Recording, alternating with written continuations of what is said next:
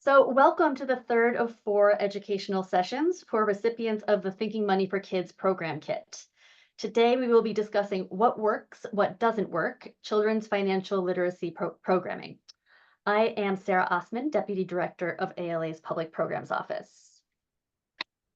We are excited today to welcome a panel of library workers from around the country who have experience hosting financial literacy programs at their libraries. They are going to share what they did, some of the ways they made their programming a success, and things that they learned along the way. We'll have a few minutes for questions with the panelists. Then we are going to move into breakout groups, followed by a brief share out in this main room. First, a few housekeeping notes. Your microphone should be muted. You will be invited to come off mute and participate in the breakout sessions shortly. If you have questions for today's speakers or for ALA staff, please use the Q&A feature at the bottom of your screen. Finally, use the chat feature to talk to your fellow attendees. Hopefully you have already done so. If you have not done so yet, please introduce yourself in the chat now. And without further ado, I am so excited and thankful to introduce our panelists. They are Paolo Melillo and Selena Raghunath of Orange County Library System in Florida, Jennifer Burns of Central Library of Rochester in Monroe County, New York, Barry Steiner and Jill Silvius of Memorial Library of Nazareth and Vicinity in Pennsylvania, and Betty Decker of Farmington Public Library in New Mexico. The panel is going to be moderated by Robert Ganem, Senior Program Director of the FINRA Foundation. Robert has worked with over 2,000 libraries throughout his 2 decades at the FINRA Foundation. He is also active in the FINRA Foundation's various research initiatives, focusing on financial capability in the U.S. Prior to joining FINRA, Robert spent nearly 15 years working for national and local foundations dedicated to K-12 education improvement, with a particular focus on teacher development in underserved communities. With that, I will turn the mic over to Robert. Great, thank you, Sarah, and thank you everybody for joining us. Before we get started, really just a quick word about FINRA and the FINRA Foundation. FINRA is the Financial Industry Regulatory Authority. It is a non-governmental, nonprofit organization that regulates one critical part of the securities industry, namely brokerage firms doing business in the United States. FINRA has been around for about 85 years now and is dedicated to investor protection and market integrity. About 20 years ago, FINRA established the FINRA Foundation to pursue a mission aimed at empowering Americans to make sound financial decisions throughout their lives. We accomplished this mission through a variety of educational programs and a very substantial research agenda as well. One of our signature programs, going on 18 years now, has been a longstanding partnership with ALA to support the efforts of public libraries in meeting the financial capability needs of their communities. And Thinking Money for Kids is the latest component of that collaborative effort. Our expert panelists today have all worked with ALA and the FINRA Foundation over the years to pursue innovations in library-led financial education programming. So you are in very good hands today. As we hear from our panelists, I'd like you to consider a few things that will be important to your Thinking Money for Kids endeavors over the next year and a half or so. These are implementation strategies, partnerships. We'll be talking a lot about partnerships, the integration of various types of programs, and more specifically, how financial education fits together with other types of programs offered by your libraries. We'll also talk about marketing and communications, and importantly, we'll consider programming for audiences whose primary language is not English. So I'd like to begin by asking our panelists to give us a sense of the types of financial capability programming they have pursued in their service areas.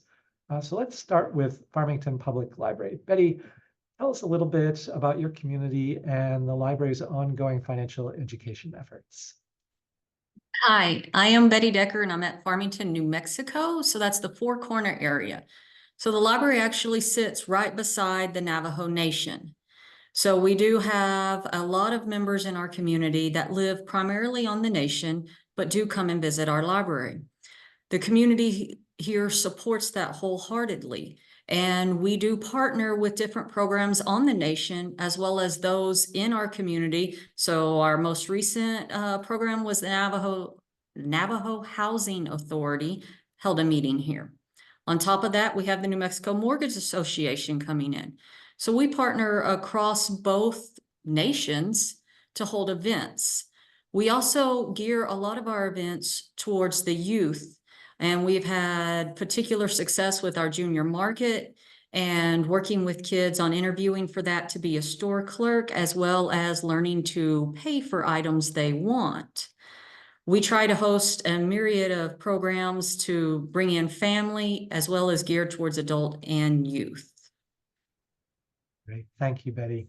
I have to say, shortly before the pandemic, I had a chance to visit Betty and the Farmington Public Library, and it is one of the most beautiful libraries of any kind that I have ever been to, and is just an absolutely wonderful center for the entire community. So let's turn to the team from Nazareth, Pennsylvania. Jill and Barry, what have you been up to on the front lines of financial education in Pennsylvania? My name is Barry Steiner, and I'm the children's librarian at the Memorial Library of Nazareth and vicinity. We're located, as Robert said, in Nazareth, Pennsylvania. In the summer of 2023, we held a very expansive summer reading program where we integrated financial literacy into pretty much everything we did with children. One very successful thing we did was we incorporated a summer reading program prize boutique into our summer reading programming called Wild Mart. We developed a special currency that children could use that was imaginary called Wild Bucks. And children really learned about delayed gratification through that. We also had a piggy bank pageant that we'll speak about a lot more later. And we incorporated recycling and creative reuse into all of our arts and crafting programs. So that's the children's programming portion. And I believe Jill's going to speak about the other programs that we did.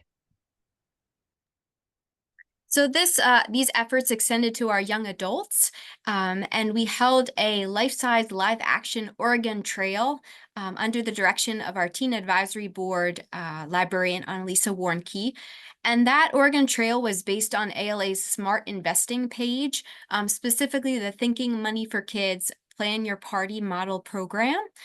So it was just what it sounds like, a live-action, life-size game with a trading post, and all of the attendees and participants had to negotiate with things like dead oxen and dealing with cholera calamity cards, everything you would see in the regular Oregon Trail game. And they really had to learn how to budget, how to use the trading post as part of that game in an effective way. Springboarding from this, which also used all recycled materials, we've started an apocalypse book group, choosing dystopian texts and trying to, as part of the book discussion, have some sort of survival, money-saving, hands-on component. Also during the summer that Barry was talking about, we held a financial literacy academy, which was for both adults and young adults. We partnered with 2 area universities, and professors there offered on-site classes essentially in things like retirement and credit cards and credit 101, the stock market, things that young adults would be interested in learning about. Terrific. Jill and Barry, thank you both. So let's turn now to Orange County. Paolo and Selena, tell us about your financial education efforts in Florida. All right, hello everyone. All right, with the FINRA grant of the Orange County Library System here in Orlando, Florida, we were able to develop a series of ESOL classes for adult learners, titled "Making Sense: Your Money in English," and to address the needs of attendees that had childcare issues, we developed an entire series of children's events to be held in conjunction with the adult classes. So as the adults attended the classes, they were able to drop their children off at the simultaneous children's programming.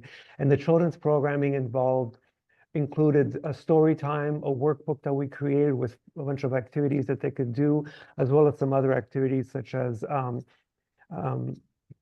spending and saving, introducing them to these different concepts, identifying currency, counting the basics, and as well as developing decorating a piggy bank. You probably can't see it, but it's all going to be on a website that we're going to talk about at the end of this. So all these materials are available for you as well to adopt for your own locations. But that's the summary of what we did. ESOL classes for financial literacy and simultaneous children's programming. Terrific. Jennifer, the Central Library of Rochester and Monroe County in New York has undertaken a variety of financial education initiatives over the years. Could you tell us a little bit more about your experiences there? Sure. So similar to Paolo's, we have a significant refugee community in Rochester.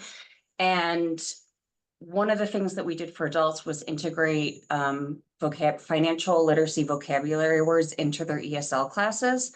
So every week that would be, what is interest, what is currency. So they're learning these words.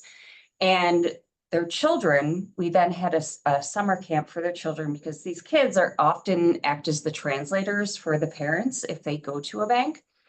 So we had a camp called Be a Master Money Builder, which was all Lego themed. And we did things with the kids like identifying needs versus wants, making a piggy bank. We did something like The Price is Right, identified what is something that you'd like to save for in the future, and a variety of other activities. And that was really well received. And the kids had a lot of fun. And they were such a different group of kids in the sense that 99% of them said they wanted to save for college, and only like one child wanted to save for like an Xbox, which I thought was like really I was like, yay.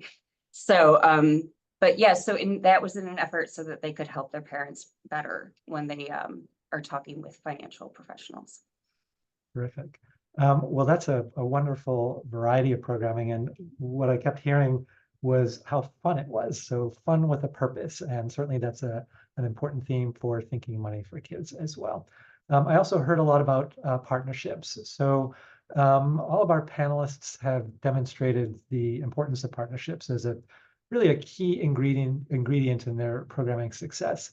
Panelists, I'd like you maybe to share some more examples of these partnerships. Were these relationships new when you started your financial education programming? In other words, did they originate with personal finance programs, or did you build on existing relationships? And how did you approach prospective partners? And importantly, did you set any ground rules? What worked well, and frankly, what was challenging about those partnerships? So Jennifer, why don't we begin with you? You were talking about a number of different partnerships that you made possible. Sure. So one of our main partners was Consumer Credit Counseling Service of Rochester, which is a nonprofit that's dedicated to financial literacy, improving credit scores. And again, with the refugee population, we worked with a number of refugee services agencies. So that was as well as some groups like Asian American Pacific Islanders of Rochester, to help them it was really important for the refugee population not to trust us. So we brought in people from the organizations that they work with all the time to kind of vet us and say, they're good people, it's okay. So trust was a big and important theme, it sounds like there. Turning to Orange County, Selena and Paolo, tell us about your key partnership, which was the University of Central Florida. Is there anything unique, challenging, or particularly beneficial about collaborating with a higher education institution? So, Robert, for our Making Sense series, we did partner with the University of Central Florida. We actually partnered with their Modern Languages department. This collaboration allowed us to recruit ESOL student instructors to host a series at our library locations. We offered them a small stipend and some community service hours that they could apply for credit with their university. So this experience not only helped them to develop teaching skills that were necessary in a multicultural environment, but also made the financial topics feel more approachable because the students were perceived as unbiased and less intimidating. The Orange County Library System did previously partner with the University of Central Florida's Modern Languages Department in the early 2010s. their student volunteers did host ESOL workshops at the library. So in this way, the Making Sense grant project really helped to revive that partnership. I think one of our biggest challenges we face in working with the university was needing to schedule our programming in conjunction with our academic semesters.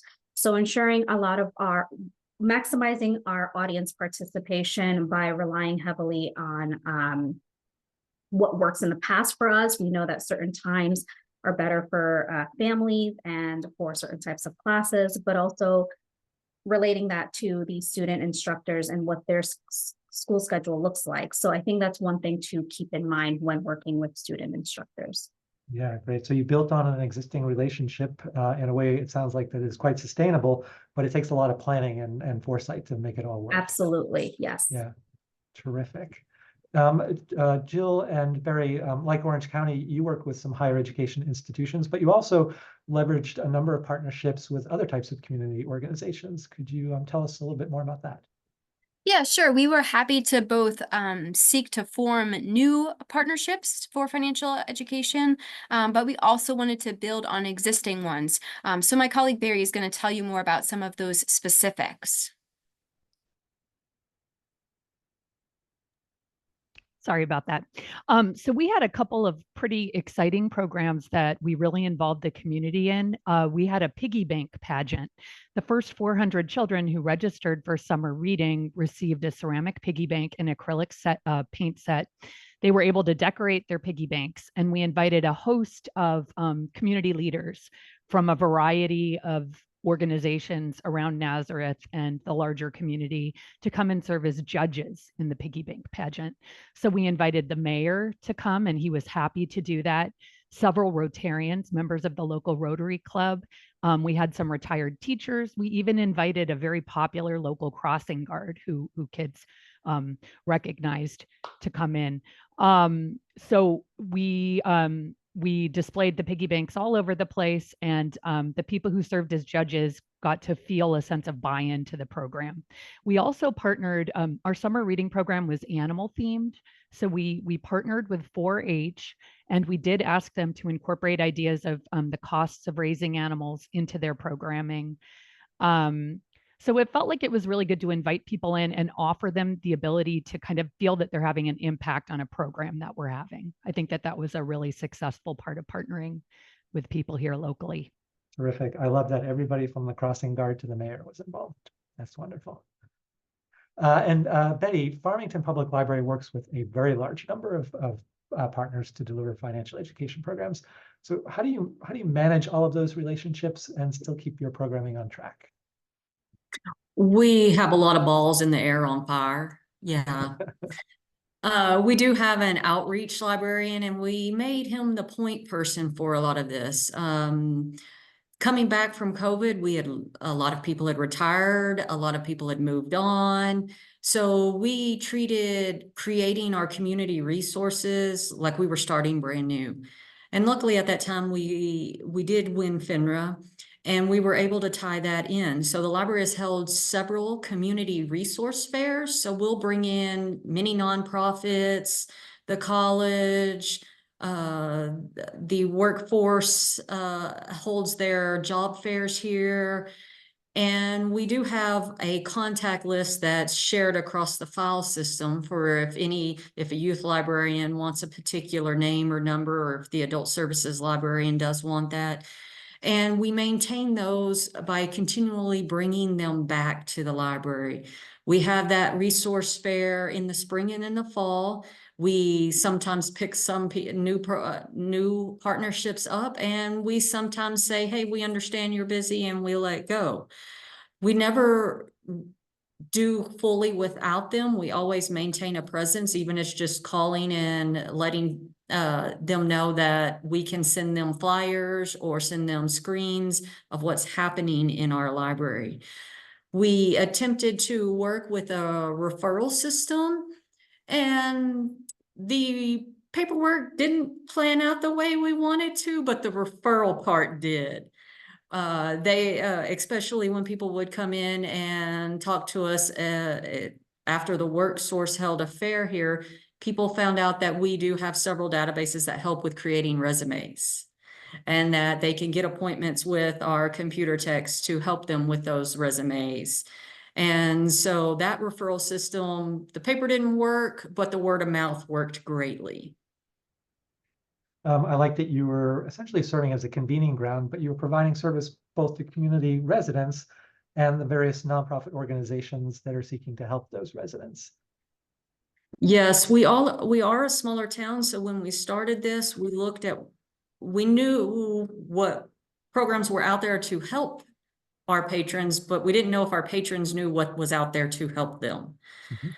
And one of the things we did was try public transportation, and we're not real proud of our system, but it's there. And now the community members who are in charge of putting out those rides know that for me to go the 5 seconds in a car down to the grocery store from the library takes 4 hours because the way the bus trip works. Interesting, yeah. So let's thank you, Betty. Let's shift gears a little bit and talk strategy for a moment. One strategy that libraries have used for delivering financial education programming can be described as program integration, and we've gotten hints of that already in our discussion. But in a nutshell, this means incorporating financial education experiences into other well-established programs. So Jill and Barry, you talked about your summer reading programs and using them for financial education purposes. How did you get started with all of that? Was it successful? Would you do it again? So a very big part of summer reading is the Summer Reading Incentive Prize program. I think a lot of children's librarians are familiar with that. In the past, kids would get to pick from a selection of prizes if they read for a certain amount of time. What we decided to do, as I mentioned earlier, was introduce the concept of the wild bucks, the imaginary money. And then we had a very prominently displayed store, Wild Mart. So we incorporated financial education into our summer reading program incentive, that portion of summer reading. And we selected prizes that were actually quite exciting to children, but that were modestly priced. And then we priced them internally. So there were kind of low value, medium value, and high value prizes. And we really did watch children think out loud in front of us when we were at the children's desk about, I really want to save for that high value thing, but I want that thing right now. And at the end of summer reading, when we did our exit surveys, we got again and again, people volunteered that their children learned about the idea of delayed gratification. They also learned about supply chain issues because we ran out of the prizes that were really exciting. And one particular prize, we had Squishmallows and they caused quite a sensation. And I found myself driving to every Five Below I could find, looking for them because kids had saved all summer. And to not guarantee that they'd be there for them at the end was a sad thought. But I did watch parents telling their children, you know, this is kind of how it is in stores. Like sometimes we think we're going to get one thing and that's not what we're going to get. So that felt like a very real, very authentic financial literacy lesson for a lot of kids in our service area. Oh, wonderful. So the libraries in Orange County and Rochester have both adopted this integrative approach through their services for English language learners. I'd like to go into a little bit more detail about that. Let's start with Orange County. So Selena and Paolo, would you describe the incorporation of authentic financial education experiences into ELL services as a best practice? How did you pull it off? And maybe if you can give some clarity about when does it make sense to employ full English immersion in these programming examples, and when does a bilingual approach make more sense? Or when does it make the most sense to focus on the audience's primary language? All right, in our particular situation, we originally planned to offer this, to develop and offer the series to intermediate and advanced ESOL learners. We already had ESOL classes here at the library, so it was a matter of incorporating financial literacy into the ESOL programs we already had and just offer a new series. Again, primarily in English because it was geared towards intermediate and advanced learners. And we did learn from our previous experience with ESOL that the majority of our students really benefit from a full immersion type environment. They like being able to come and practice their English language skills with the teachers as well as with each other in a low pressure environment where they don't have to be as self-conscious. However, once we started offering the series, we started hearing from several in our Spanish-speaking communities ask for the same series, but for very entry-level, very basic beginners in a more bilingual setting. So we're able to just pivot and reassess, and we were able to translate the curriculum into Spanish, or I would say more of a bilingual approach, where it will be offered mostly in Spanish, but still introducing the financial literacy vocabulary in English, and supporting it with Spanish language instruction for the very basic entry-level learners who asked for a Spanish language series. So in our experience, really for intermediate and advanced learners, definitely full English immersion, very beneficial. For the very basic, very entry-level learners, we might look at a more bilingual approach, using the native language to introduce English concepts as well. So that was our experience with that. Okay. And for the youngest children, what was your strategy there? For the youngest children, it was primarily English. The English, the children's components was mostly in English. We did introduce bilingual vocabulary, but it was predominantly in English. And then Jennifer, your approach to financial education for those whose primary language was not English was similar to Orange County. Did you rely on intermediaries? It sounds from your earlier comments like that was your strategy. So we worked with whoever was teaching the ESL class. We didn't have, most of our population spoke Karen, the Karen language, which is, they're from the Myanmar area. So we didn't, that's not a common language. So we didn't have, it's not like we had people speaking Spanish where we could say, hey, come and translate. So it was basically working with those ESL instructors. And one of the main things emphasizing to this population is if you are coming from a camp, which most of them are coming from a refugee camp, there's no economic system in a camp, right? You're not earning money, you're not buying anything. So getting them here and even exposing them to a banking system, and a majority of them were unbanked. So we wanted to make sure that not only did they understand terminology, but they actually put their money in a bank where it's much, much safer. Interesting. Yeah. I'm looking at the clock and I want to make sure we have room for Q&A. This is absolutely fascinating in every instance. But before we jump into Q&A, I'd like to touch on program marketing. Often it's not enough just to offer excellent programming, especially when it comes to financial education.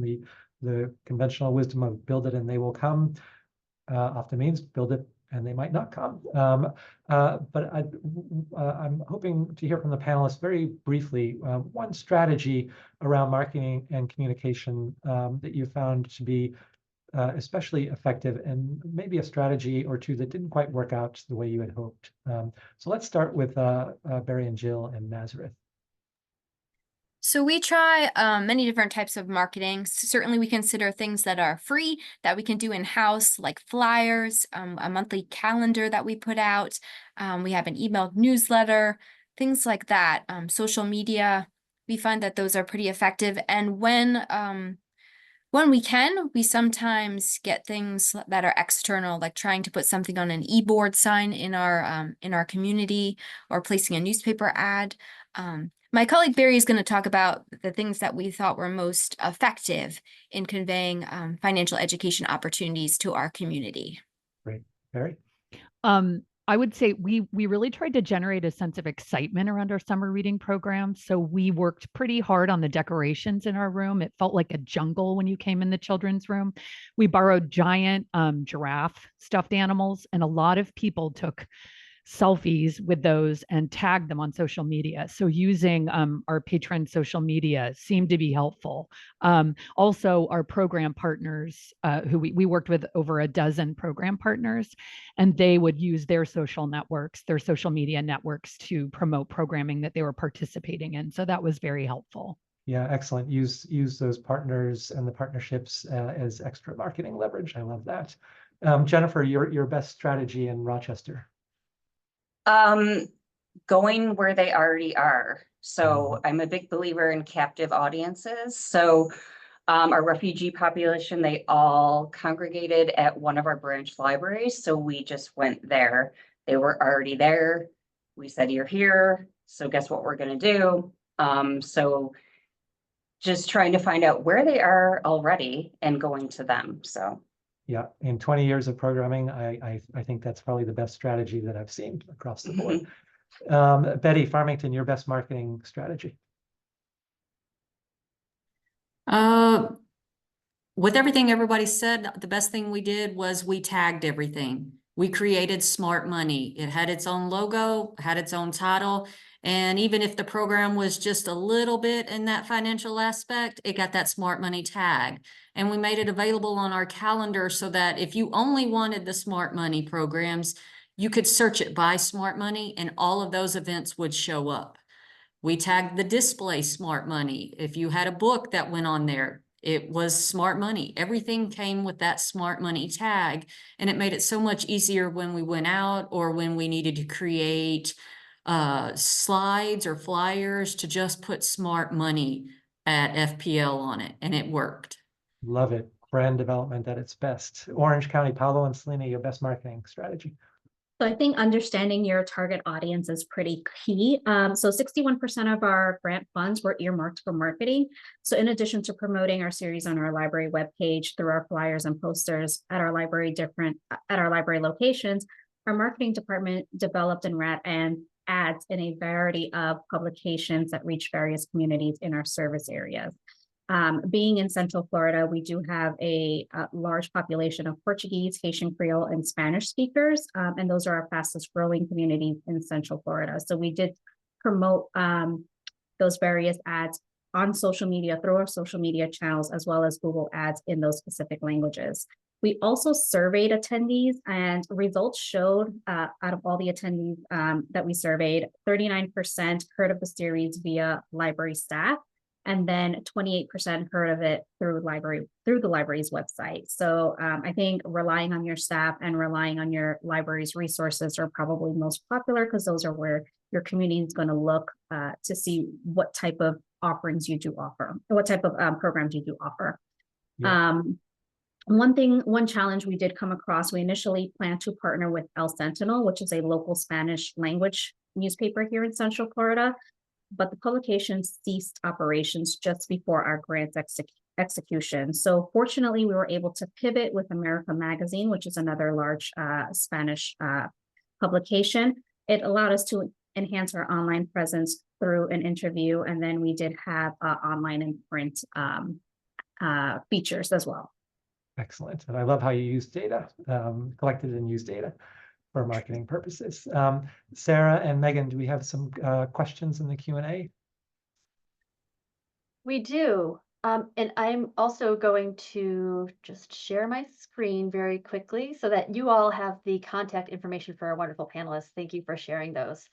One question that we had from Lisa was for Orange County, and she wondered who wrote your curriculum, and that's the Making Sense curriculum. Was it the university, the library, and is it available for other libraries to use? Paolo, there's an excellent story behind that. Take it away. Yes, and that is a great one. And I was actually going to, I'll talk about it. We had the curriculum developed by an on-site ESOL specialist. We have an ESOL specialist at the library. She developed the outline and the curriculum. We used content we found from other libraries as well, especially Salt Lake County that received the FINRA grant before us. We used some of their curriculum to inspire ours and adapt it directly for our community. The series itself was hosted by university students, like we talked about, like Selena mentioned earlier. But the curriculum itself was developed by one of our staff members on site. And the entire curriculum is available at the website that was shared in the chat. If you go to Get Class Materials, you will see the entire curriculum. It's hosted on the webpage, and it's free for you to use and adapt for your own locations. Reach out to us if you have questions about it. And we also have the workbook that we created, as well as the children's activities. They're on the website. In addition to that, the entire Spanish translation of the curriculum and the Spanish workbook pages are also on the website. So it's all there. We're sharing it for all of you to adapt for your own needs for your community. Perfect. Sarah, other questions? Yes, we have a question from Stacy for the Memorial Library of Nazareth and vicinity folks. And she asked, for the summer reading Wild Mart, how much did it cost to fund the prizes and how many participants do you have?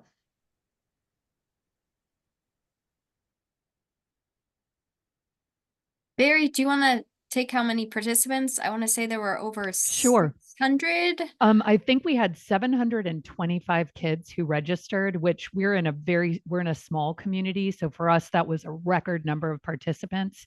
Not every child who registered came back and shopped at Wild Mart. I would say we had about 40% of those kids actually participate in the incentive portion of the program.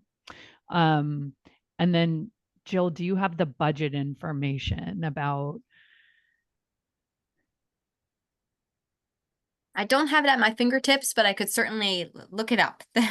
I can tell you if this is a program you'd be interested in instituting.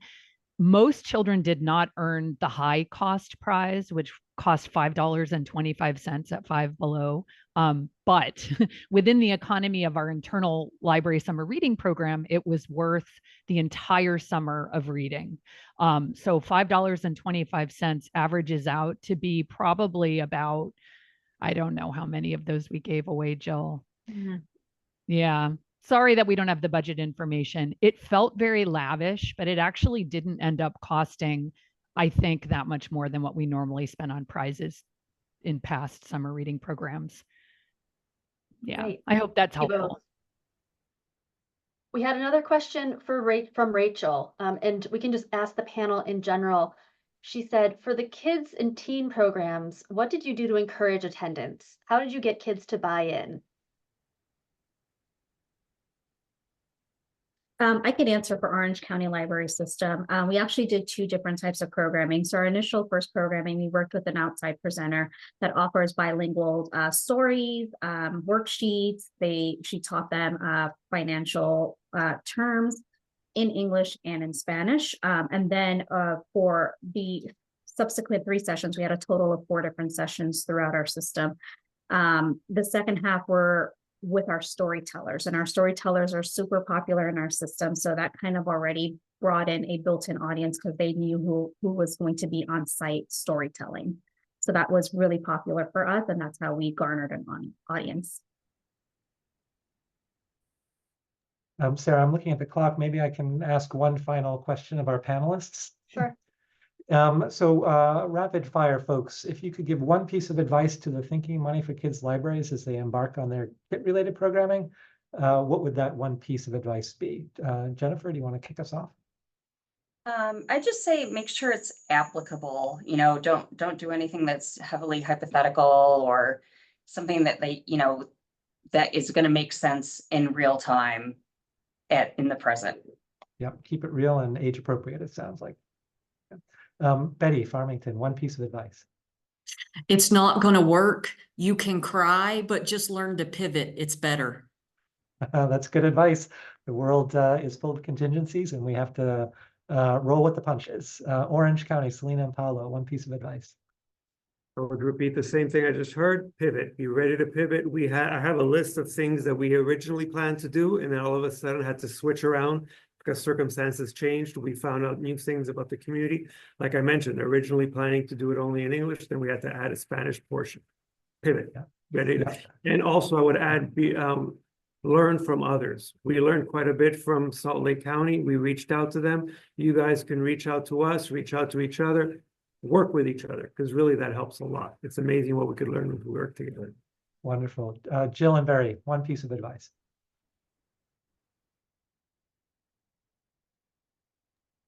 Yes, I'll jump in. Barry and I discussed that the most important thing is to think of real world application, that presenting something that's authentic really makes it more effective, no matter what age you're dealing with. So Barry, I don't know if you want to jump in.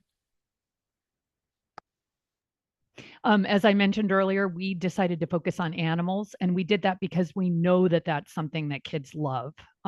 We really tried to pick things that we knew they were interested in instead of imposing what we want them to be interested in. But then we were able to work in the real world application of financial literacy. So authenticity really meant effectiveness, I think I would say. Terrific. And a great tie into the Thinking Money for Kids kit, which has the game Pet Sense incorporated into it. So thank you to our panelists. And Sarah, should I turn it over to you for the breakouts? Yes, thank you, Robert, and thanks, panelists. So we have about 10 minutes for you all to go into breakouts, just to give you a chance to discuss what you heard here today.